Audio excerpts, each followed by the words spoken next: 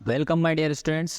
तो class 10th MP board से हम लोग इम्पोर्टेंट क्वेश्चन की सीरीज़ कर रहे हैं और आज हम लोग देखने वाले हैं 2 मार्क्स के एग्ज़ाम में जो क्वेश्चन आए हुए उन्हें हम लोग देखने वाले हैं और ये पहला लेक्चर होगा 2 मार्कर का और आगे आपको लेक्चर मिलेंगे इसके। और तो चलिए स्टार्ट करते हैं क्वेश्चन नंबर फर्स्ट से। आपको तो 2022 और 2023 में कौन कौन से क्वेश्चन आए वो हम लोग देखने वाले हैं। तो क्वेश्चन नंबर फर्स्ट आपको बोल रहा है right the statement of basic proportionality theorem. ठीक है, बेसिक प्रोपोर्शनलिटी थ्योरम का आपको स्टेटमेंट लिखना है। तो बेसिक प्रोपोर्शनलिटी थ्योरम बोले आपको या आपको वो बोल दे थेल्स थ्योरम। ठीक है, ये एक ही बात है, Thales theorem basic proportionality theorem को ही बोला जाता है। ठीक है, तो आपको ये करना है। चलिए, तो इसका जो स्टेटमेंट है वो आपको आपकी स्क्रीन पे दिखा होगा, लिखा हुआ क्या लिखा है यहाँ पर, बेसिक प्रोपोर्शनलिटी थ्योरम। इसका स्टेटमेंट लिखा है if a line is drawn parallel to one side of a triangle. एक ट्रायंगल के एक साइड के पैरेलल अगर एक लाइन खींचे, इस प्रकार से आप देख सकते हैं ये आपको ट्रायंगल ए बी और सी दिख रहा है और बी सी जो लाइन है आपकी, इसके पैरेलल आपने ये वाली जो लाइन है आपकी डी ई लाइन आपने खींच रखी है। चलिए, तो ये जो लाइन रहती है वो अदर जो 2 लाइन है, अदर 2 लाइन कौन सी, ये इसकी लाइन हो गई ए डी और ये लाइन हो गई ए, क्योंकि इनके तो पैरेलल है नहीं, ये 2 अदर लाइन है।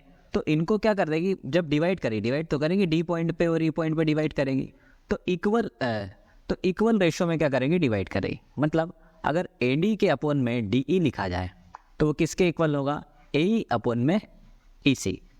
तो इस प्रकार से सेम रेशो में क्या कर देगी, वो इक्वल कर देगी। ठीक है, तो ये बेसिक प्रोपोर्शनलिटी का थ्योरम है। और अगर आपको इसका स्टेटमेंट लिखने को है तो आप ये पूरा स्टेटमेंट लिखेंगे, प्लस आपको ये डायग्राम बनाना है और छोटा सा ये आपको इस प्रकार से आपको लिखना पड़ेगा। चलिए, तो क्वेश्चन नंबर 2 पे आप लोग देखते हैं। तो जब आप क्वेश्चन नंबर 2 आप देखते हैं तो आपको क्या बोला गया है, if a triangle A B C, अगर कोई ट्रायंगल ए बी सी है तो उसमें D E parallel to B C दे रखा है, फाइंड करना है आपको ई सी, जबकि ए ई की वैल्यू है 1 सेंटीमीटर और ए डी की वैल्यू 1 सेंटीमीटर और डी बी की वैल्यू 3 सेंटीमीटर। चलिए, तो इसको डायग्राम से समझते हैं हम लोग। हमने इसके लिए आपको एक ट्रायंगल बनाया कि ट्रायंगल ए बी सी, पर इस ए बी सी लाइन के पैरेलल आपने एक लाइन खींची जो कि है डी ई। ठीक है, तो थेल्स थ्योरम अभी हमने पिछले क्वेश्चन में पढ़ा कि थेल्स थ्योरम क्या होती। तो थेल्स थ्योरम के हिसाब से क्या हो जाएगा कि ए डी अपॉन में डी बी किसके इक्वल हो जाएगा, ए ई अपॉन में ई सी के इक्वल हो जाएगा। ठीक है, तो आपको ऐसा लिखना है। फिर आप क्या करेंगे, ए डी की जगह ए डी की वैल्यू रखेंगे। चले, तो ए डी क्या है, बोले सर 1 सेंटीमीटर, तो ए डी की प्लेस पे 1 लिखा, पर डी बी की वैल्यू क्या है, बोले सर डी बी की वैल्यू है 3, तो आपने यहाँ 3 लिख दिया। इक्वल टू ए ई की वैल्यू क्या है, बोले सर ए ई की वैल्यू है 1 सेंटीमीटर और ई सी की वैल्यू क्या है, बोले सर ई सी की वैल्यू आपको फाइंड करना है। चलिए, कोई दिक्कत नहीं, ई सी को इधर भेज दो, 3 को उठा के इधर भेज दो, तो ई सी बराबर कितना हो जाएगा, 3 × 1 दैट इज़ 3 सेंटीमीटर। तो ई सी बराबर कितना हो जाएगा, बोले सर 3 सेंटीमीटर हो जाएगा। तो यही आपका क्या है, यही आपका आंसर है। चलिए, क्वेश्चन नंबर 3 पे देखते हैं। तो क्वेश्चन नंबर 3 में आपको डिस्टेंस निकालने को बोला है।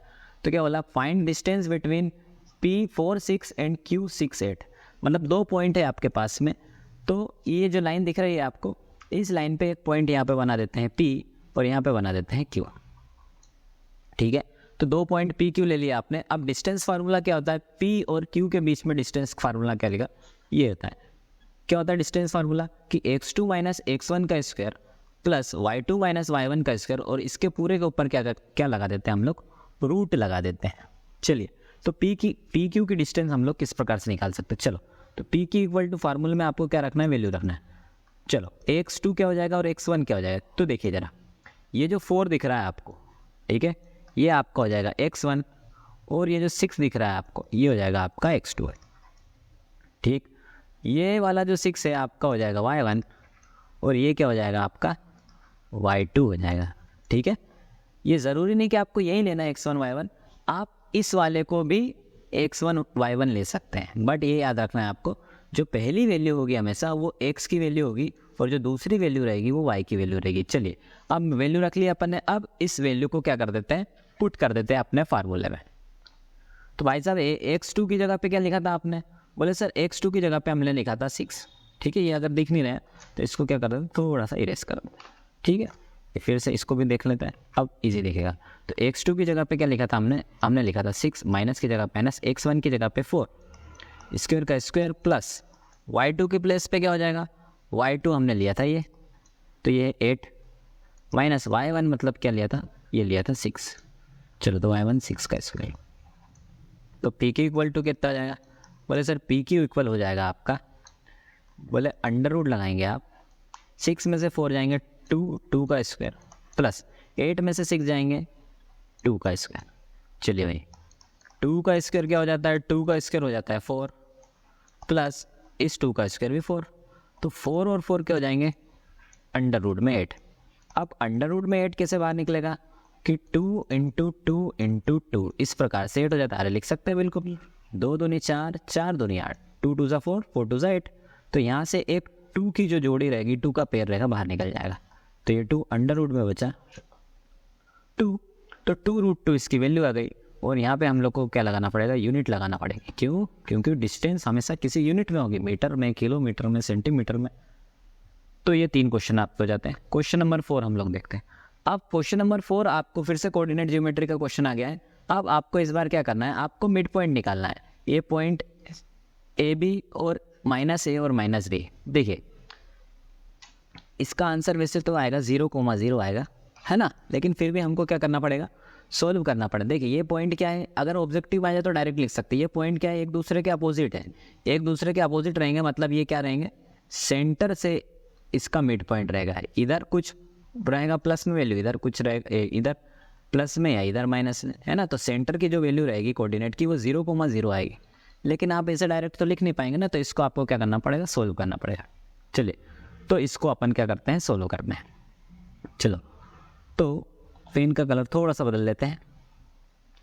तो ये P पॉइंट हो गया, ये Q पॉइंट हो गया, इसके बीच मैंने एक पॉइंट मान लिया M, जिसके कोऑर्डिनेट हमने क्या सपोज कर लिया कि XY है, ठीक है। तो XY इसके कोऑर्डिनेट आपने क्या कर लिए, सपोज कर लिए। अब ये जो पॉइंट M है, इसके इधर और इसके इधर बराबर डिस्टेंस है, मतलब इसके रेशो क्या हो जाएंगे, इधर 1 और इधर भी क्या हो जाएगा, 1 हो जाएगा। रेशो क्या होते हैं, रेशो होते हैं M1 और M2, तो M1 बराबर 1 लिख दोगे आप, और M2 बराबर क्या लिख दोगे, वो भी लिख दोगे आप 1। M1 और M2 की वैल्यू क्या हो गई, 1। और अभी थोड़ी देर पहले हमने देखा था कि X1 और X2 की वैल्यू किस प्रकार से हम लिख सकते हैं। तो ये जो A दिख रहा है आपको, इसको आप X1 लिख लो, और ये जो B दिख रहा है आपको, इसको आप Y1 लिख दो।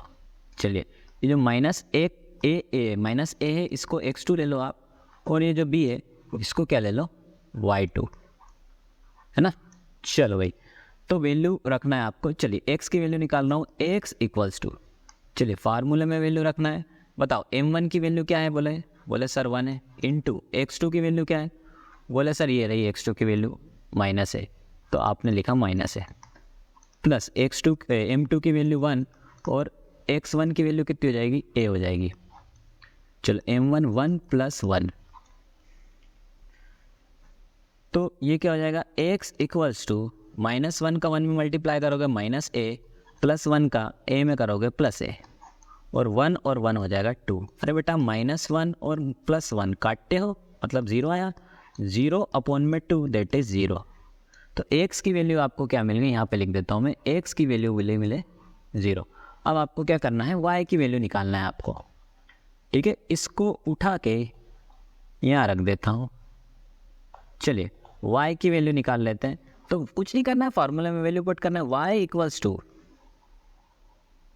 M1 Y2, तो M1 की वैल्यू है 1 और Y2 की वैल्यू क्या है, Y2 की बोले सर -b, तो मैंने यहाँ पे -b लिख दिया, प्लस M2 की वैल्यू 1 और Y1 की वैल्यू कितनी हो जाएगी, Y1 की वैल्यू हो जाएगी b, M1 + M2 हो जाएगा 1 + 1।